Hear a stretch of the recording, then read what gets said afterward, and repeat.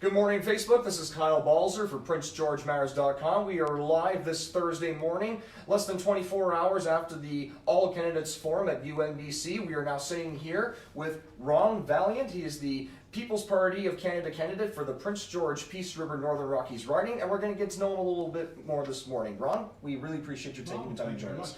We know it's a very busy schedule for you with all the big riding that you have. So our first question is, how are you able to keep up with all the travel physically, mentally, and just again, you have a very big riding to cover. That's right. We're off to Fort St. John today. We just came from Fort Nelson yesterday. So yeah, I have a camper van I live in. Oh really? So, yeah, I do. Yeah, it's super cool 4x4 camper van. It is. Yeah. It's got all the amenities you need. Obviously, the long trips. Yeah. Oh yeah. Do anything to kind of keep yourself, up to date? Because obviously, traveling a lot can take a toll on you. Yeah. I'm tired now. Well, there you go. And yes, Ron was actually just at the political breakfast this morning, hosted by the Chamber of Commerce, along all the other candidates in both Prince George ridings. Mm-hmm. Now, Ron, something that stood out for us, obviously, the questionnaire that you submitted to us. You're originally from Central Alberta in the Red Deer Lacombe area, and I believe it was said in April of this year that you were going to be the candidate for that riding should something were to happen, but you ended up in Prince George Peace River Northern Rockies. So why don't you just explain how that came about? Yeah, I was a front runner. It still was going to be a challenge because other people were wanting to go and do that. What happened was Laura Lynn Tyler Thompson and Paul Mitchell. Paul Mitchell was Laura Lynn's campaign manager, and they went up against Jagmeet Singh in the by-elections. Right, that was last year. And Paul Mitchell, he actually was from Alberta, and he was with the Reform Party when it swept Alberta. So he talked to Laura Lynn. He said, "Let's go look at Alberta," And so they were doing that. They looked at all the different ridings. They really liked Red Deer because Red Deer, there's two ridings in Red Deer, and they're split by the river.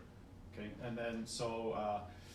They were looking at that, and then Maxime has allowed himself to impose 20% of the candidates and also where they're going to be going. And I'm in agreement with that because he has to choose his lawyers, his spokespeople, and these kind of things. And so that's what actually kind of happened. It was very nicely done, but basically in the end it was like, this is what we like to do, and I accepted it. And then so from there, I didn't want to go and compete against any other People's Party candidates. I called around locally to see what else was going on, but the EDA presidents generally were standing up and wanting to run.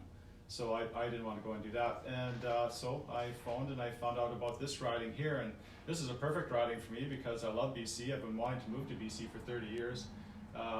The thing of it is it's very much like Alberta, the mentality, the outlook and everything else, so I feel right at home. And yeah. Speaking of home, do you actually? I guess you said you had a camper, so you don't really have a home in northern BC right now. I guess. No, I live in Lacombe. You do live in Lacombe. So and there was a candidate in this riding, but he wasn't able to fulfill it because of work, and so the Alberta boys have come to help. All right, sounds good. Well, as we've done with all our candidates up until now, we are obviously going to be going through some local, provincial, and federal issues that have been taking a very heavy toll in this particular election for 2019. So Ron will get right into it with something that's kind of a bit of a hot topic in this city and it's kind of decisive. West Coast Olefins, an Alberta company based out of Calgary, they proposed a petrochemical plant, $5.6 billion, set to create 6,000 indirect jobs, 1,000 direct jobs. Right. But obviously, there are some concerns from the residents regarding environmental aspects and stuff like that. What is your position on this proposed development? Well, it's interesting because I actually quit a pipe fitting job at Joffrey, which is a $1 billion plant right by Lacombe. And they do the same thing. They create plastics, right? Styrofoam, SM. They actually sell it in small little pellets, right? Okay. And then they go and you have different grades of pellets, and then you go and make whatever product you're going to make out of it. And so I was a pipe fitter there, and I was working on a retrofit. They're doing a shutdown, right? And so I'm actually giving up around 25, 30 grand to do this run, because it's all overtime. It's good money, summer, and everything else.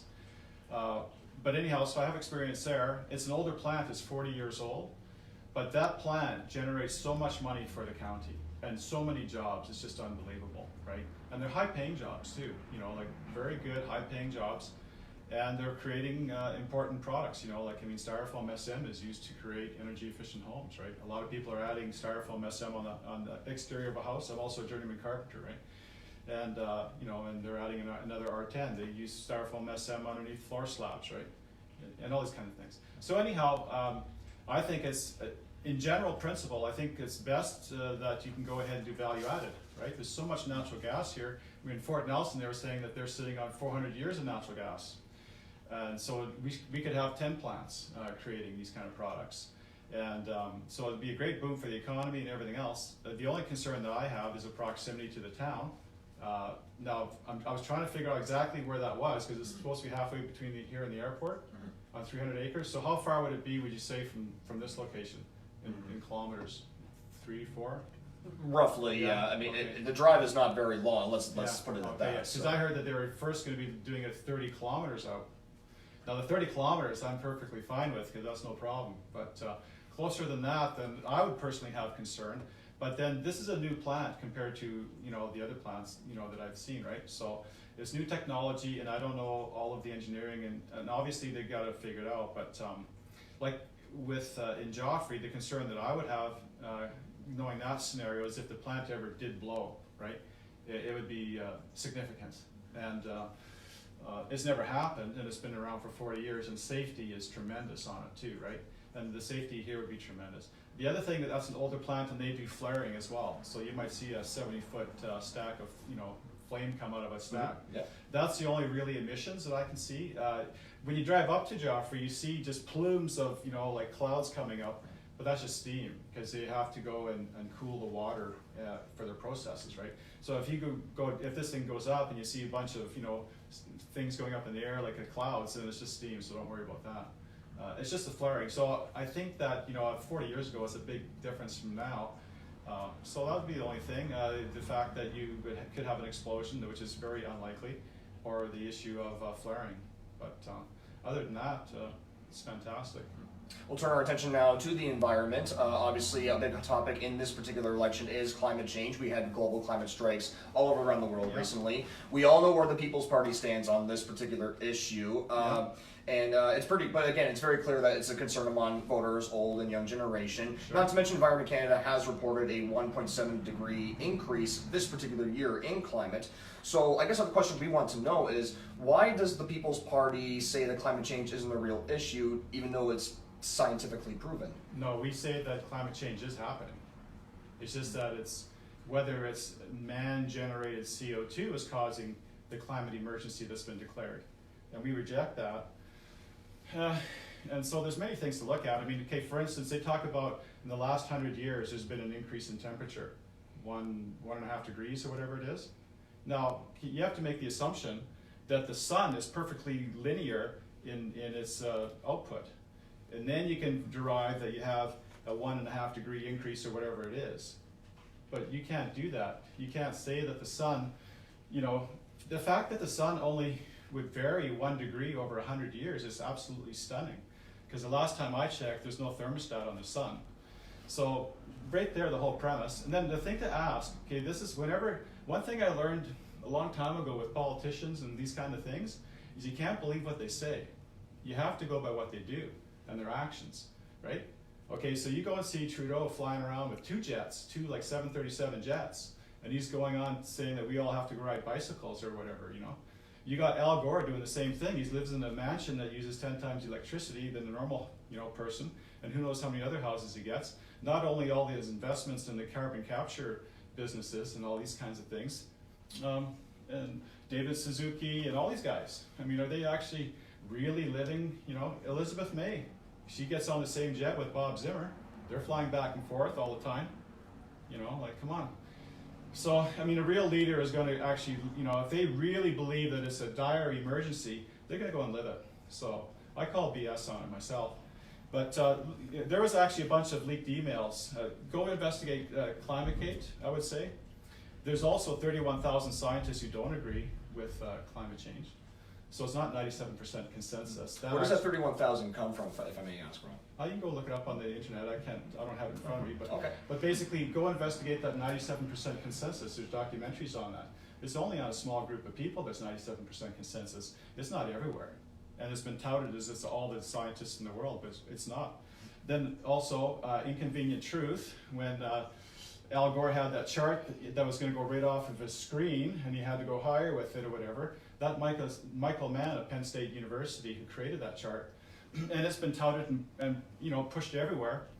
And Tim Ball, he's a climatologist over in Manitoba, okay, and he actually tweeted 8 years ago that Michael Mann shouldn't be in the Penn State University, but he should be in the state pen for his fraudulent graph, right?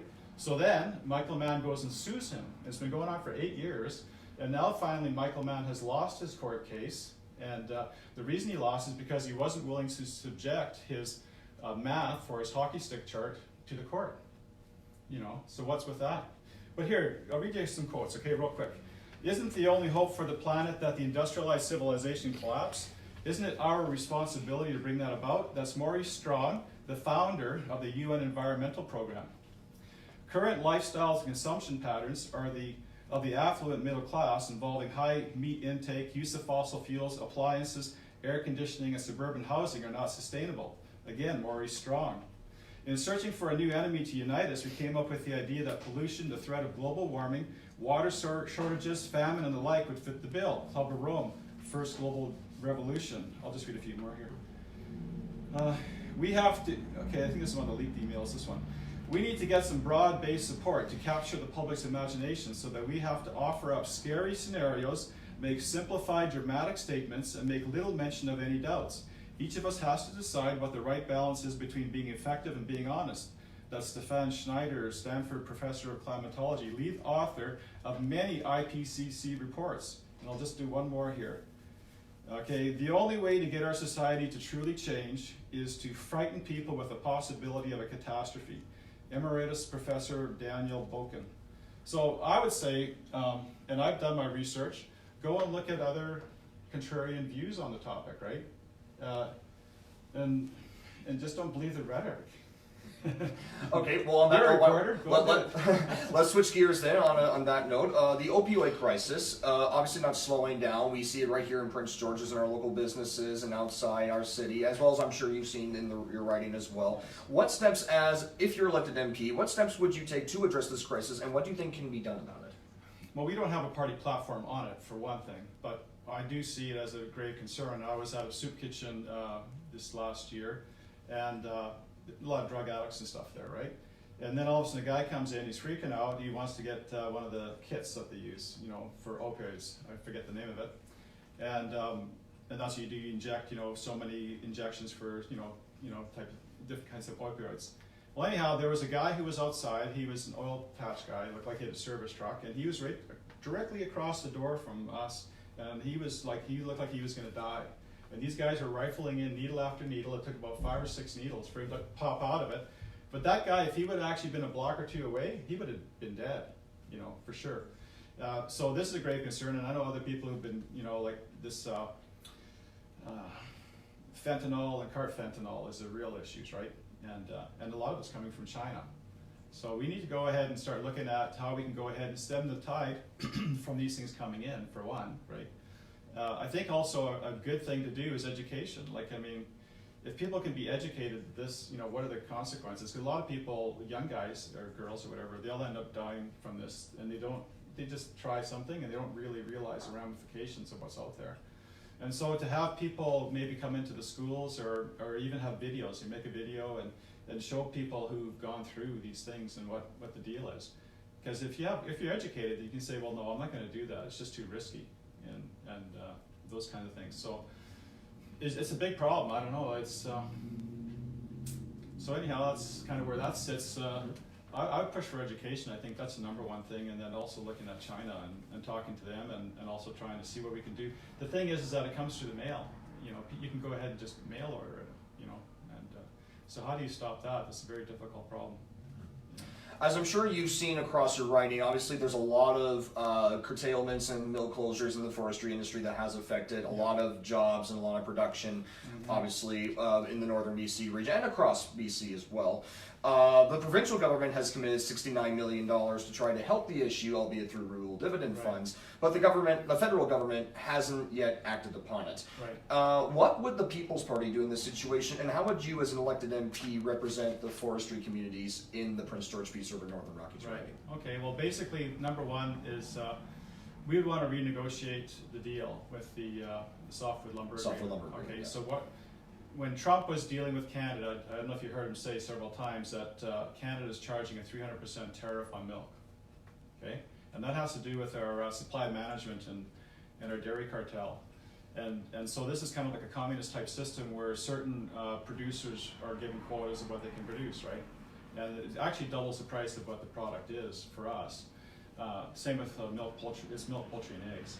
And so what we were asking for, what Maxime was asking for at the time, was to go ahead and put supply management on the table to negotiate better deals all the way around, because our auto industry was at risk too with that trade deal. And so we would go ahead and we are going to go ahead and phase out supply management if we get a majority, if we can do it, get in as a majority. And then from there we can go and talk to, and renegotiate something like that. That's what we can do on a federal level. The whole, it's an issue of stumpage fees is a big issue, and that's a provincial issue. It's a department of the provincial government. And the thing is that it's a different system than in Alberta, because what happens is it goes by the price of what the product is, that the stumpage fees would be that. But there's a big time delay in BC, so you can actually have high prices and then high stumpage fees are to follow it, but then the high prices don't come until way later, and you can have a downturn, and now you end up having, like the stumpage fees have actually doubled, right, for the softwoods, and the prices have gone down. So it becomes unprofitable. So if you have a business, you're not going to keep it open. The best thing for you to do is just to kind of, shelve it, say, see you later, and then when the situation's better, you can go and do it again.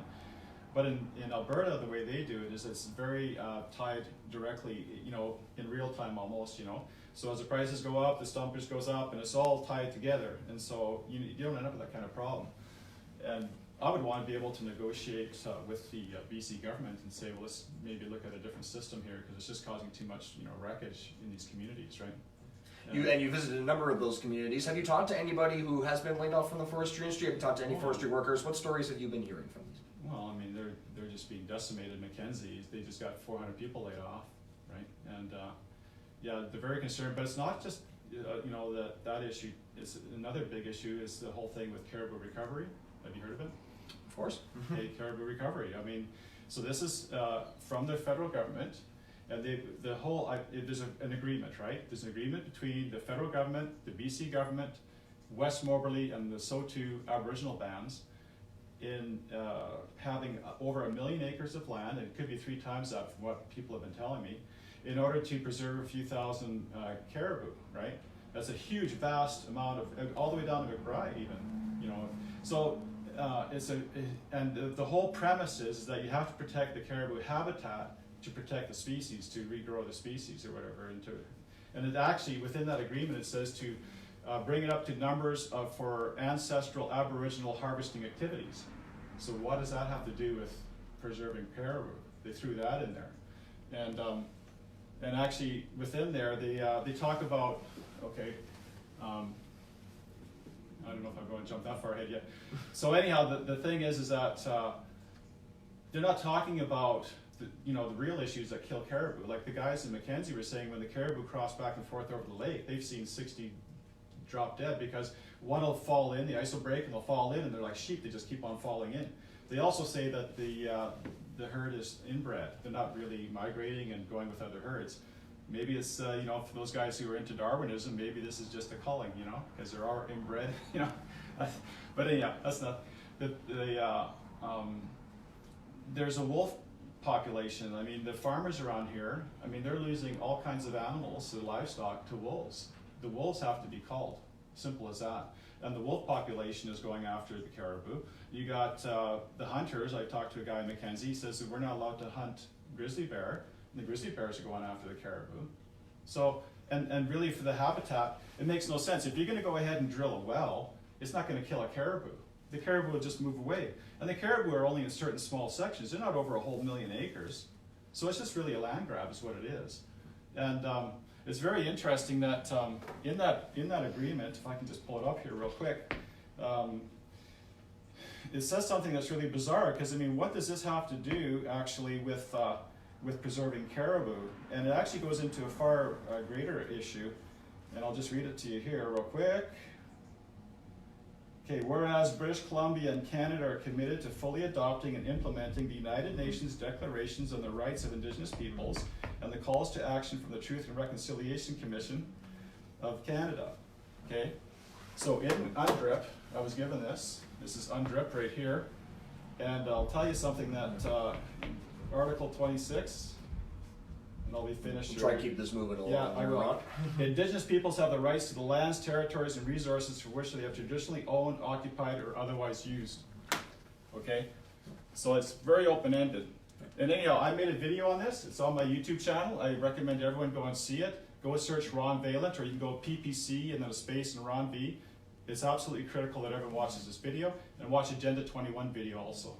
If you missed that, we're here with Ron Vaillant. He's the People's Party candidate for Prince George Peace River Northern Rockies now. I do want to get into something, a stereotype that, you know, young people tend not to vote in certain elections simply because they feel like their vote is worthless by the time it gets to this side of the country, or they just simply don't express the right. In the 2015 election, there was a 15% jump in younger Canadians voting, but what do you think can be done to get to that higher number, and have you been talking to young people in Prince George about No, what I do is I go to the skate park, and I say, hey, I'm running the federal election, vote for a cool skateboarder, you know, and I hand them my brochure.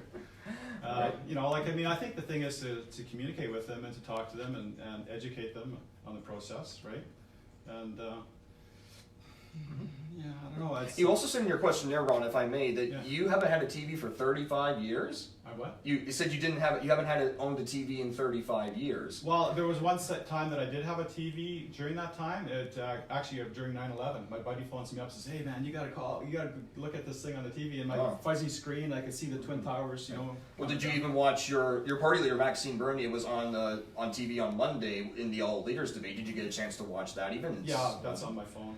Oh yeah. Yeah. And what are your general thoughts on social media altogether? If you're very kind of limited to it, if I may say. I'm not limited at all. I'm very connected. I mean, I just don't watch TV.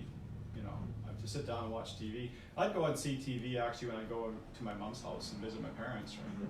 I'd see it there, and I'd see different things that are going on. But as far as owning one, no. I mean, there's too many other things to do, right? And no, I mean, you got the internet now. You got everything at your fingers. If you want to see something like the debate, you know, it's still on my phone. I watched part of it. I didn't go all the way through because I've been too busy, you know.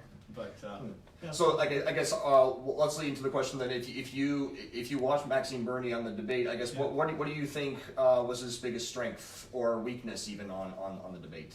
Well, the fact that he was even there, that was the biggest thing, because when we first were going 6 months ago, the criteria was that you had to have 90% candidates in the ridings. So out of 338 ridings, you had to have 304 candidates. So we went and surpassed that. We got 315 candidates now. But then there's a new rules that were made, and basically kind of to exclude us. The same thing happened in Alberta during the Alberta election. They did the same thing with that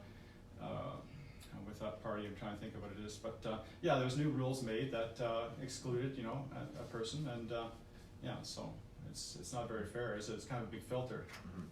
You know, filter out. So, well, we understand. We know you have a long trip ahead of you, so we won't keep you for too long. If we can leave you with just one question, Ron, why should people vote for you in Prince George, Peace River, Northern Rockies?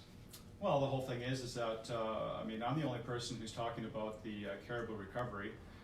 That's going to decimate the small towns. I talked to a PPC candidate over in Quebec, and there's 9,000 jobs going to be lost there on account of that. And just going to decimate those towns over there.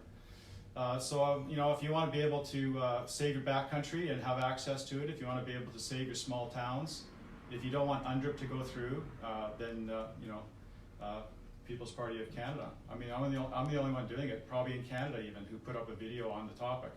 So I mean, sticking my neck out there for that. And why don't you let people know where you're off to next? Maybe people want to come see you.